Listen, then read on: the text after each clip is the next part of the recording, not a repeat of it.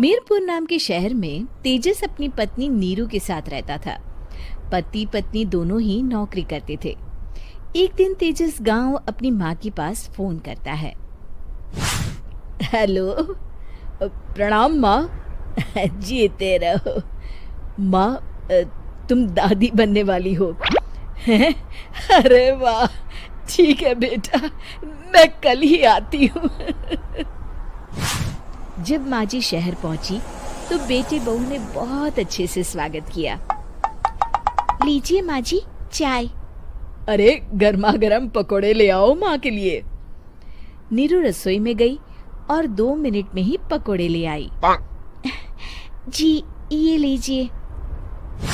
बहू जादू से बनाए हैं क्या? अभी तो रसोई में गई थी। यम्मी। माँ जी, शीला रसोई में पकोड़े तल रही है, मैं बस लेकर आई। हे भगवान, मेरा धर्म भ्रष्ट कर दिया तूने। अब तो गंगा जल से शुद्धिकरण करना होगा। दूसरे दिन, माँ जी मैंने नाश्ता बना दिया है, ऑफिस जा रही हूँ। पर अभी तो घर का सारा काम पड़ा है। शीला आती ही होगी, झाड़ू पोछा बर्तन कपड़े वो सब कर लेगी। हमारे जमाने में घर का सारा काम हम ही करते थे। जी माँ जी, आप बहुत होशियार हैं, मैं घर ऑफिस दोनों नहीं संभाल पाती।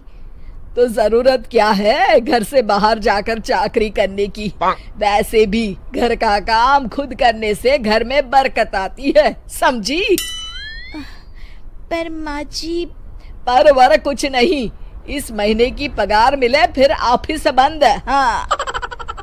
रात को नीरू तेजस से कहती है, सुनिए जी, माँ जी बोल रही थी कि मैं नौकरी छोड़ दूं। वैसे ठीक ही तो है, अभी तुम्हें आराम की जरूरत है। फिर भी आराम कहाँ, शीला को छुड़ाने के लिए बोल रही थी। तो अब 24 घंटे में इतना काम तो कर ही सकती हो। पर जॉब पसंद है मुझे, घर पर मन नहीं लगेगा। अगले दिन जब दोनों ऑफिस के लिए निकल रहे थे, मेरी तो कोई कीमत ही नहीं है इस घर में। माँ जी, आजकल महंगाई बहुत है, रहन सहन भी बदल गया है, दोनों नौकरी करते हैं तभी ठीक रहता है। अच्छा, तू कहना क्या चाहती है? मेरा बेटा तुझे बिठा के खिला नहीं सकता? तू ही इस घर का खर्च चला रही है, हैं? नहीं माँ जी, मेरा वो मतलब नहीं था। मतलब खूब समझती हूँ, ये बाल धूप में सफेद नहीं किए मैंने। हाँ। अब तो ये रोज का काम हो गया था। तेजस भी रोज की झिकझिक से परेशान हो गया था। एक दिन उसने कहा, नीरू, वैसे भी तुम्हें मैटरनिटी लीव मिलने वाली है, तो अभी से ही छुट्टी ले लो।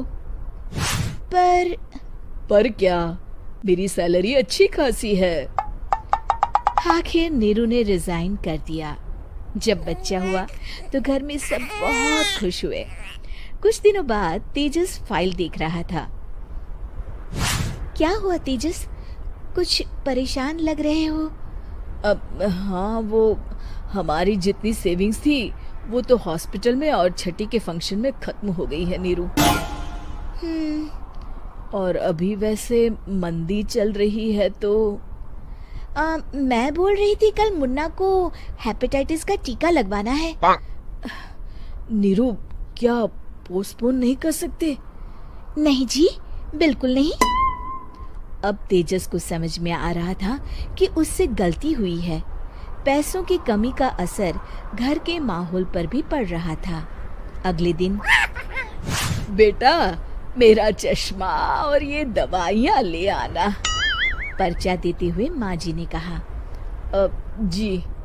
तेजस, मुन्ना के लिए दूध का डिब्बा और डायपर भी ले आना, और ये किराने के सामान की लिस्ट है, इसे भी लाना है।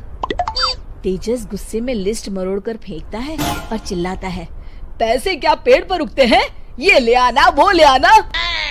अरे पर ये जरूरत का सामान ही है। वो गुस्से में बिना कुछ कहे ऑफिस चला गया। अरे लंच तो ले जाइए। नीरू दौड़कर डिब्बा पकड़ाती है। एक दिन खाना खाने के बाद, नीरू,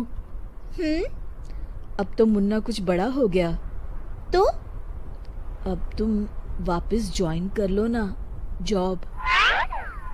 पर इस रिसेशन में जॉब मिलना बहुत मुश्किल है। ट्राई तो करो। फिर मुन्ना, माँ जी है ना, और एक फुल टाइम मेड भी लगा लेंगे। पर माँ जी, उन्हें तो पसंद नहीं। तभी माँ जी वहाँ आ जाती है और प्यार से नीरू के सर पर हाथ फेरते हुए बोलती है, अब मेरी समझ में आ गया बहू, पहले के और अब के समय में अंतर है। तुम काम शुरू करो, मुन्ना की जिम्मेदारी मेरी। मेरी प्यारी माँ जी। ये कहकर नीरू उनके गले लग गई। शिक्षा, परिवर्तन संसार का नियम है, हमें भी समय के साथ चलना चाहिए। उम्मीद है कि आपको हमारी ये कहानी पसंद आई होगी। कृपया हमारे चैनल को सब्सक्राइब करें और सभी अपडेट्स के लिए बेल आइकन जरूर क्लिक करें। और हाँ, वीडियो लाइक और शेयर करना मत भूलिएगा। Bye bye.